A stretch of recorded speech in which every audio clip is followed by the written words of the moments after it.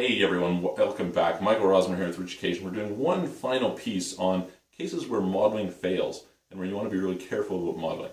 Now in this case, you can learn a lot from the process, but your results are going to be different, okay? And that's where the person or the company, etc., that you're modeling has changed the game. This is most profoundly evident when you have a market gap, right?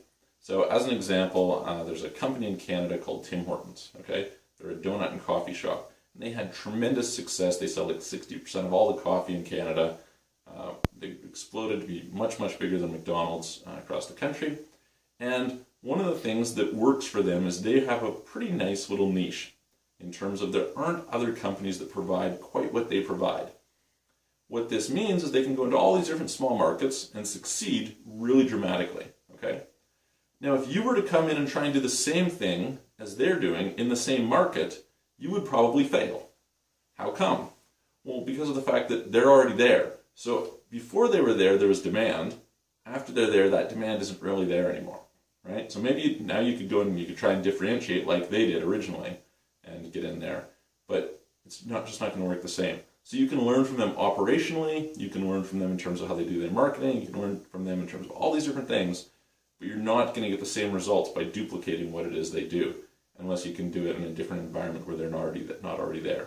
Okay, so I hope that helps. It's just a super quick little thing, but be very aware of it as you go out and model. And so it's just going to save you a lot of hassle and time and losses and failures by recognizing, hey, look, what they did that worked, here's why it worked. And the conditions are no longer the same because they changed the conditions. The same might be said for, at this point in time, there's a lot of fast food companies out there, right? So selling burgers. It's probably hard to come out and do the same thing as McDonald's today, or the same thing as Burger King, or the same thing as Wendy's. But if you come out and you do something different, then that might be a great opportunity. For example, Shake Shack is quite successful, but they aren't propagated very widely. In-N-Out Burger is quite successful, but they're not propagated so widely. So you can take what they're doing and do it in a different environment and have success because they haven't already gone and filled that demand.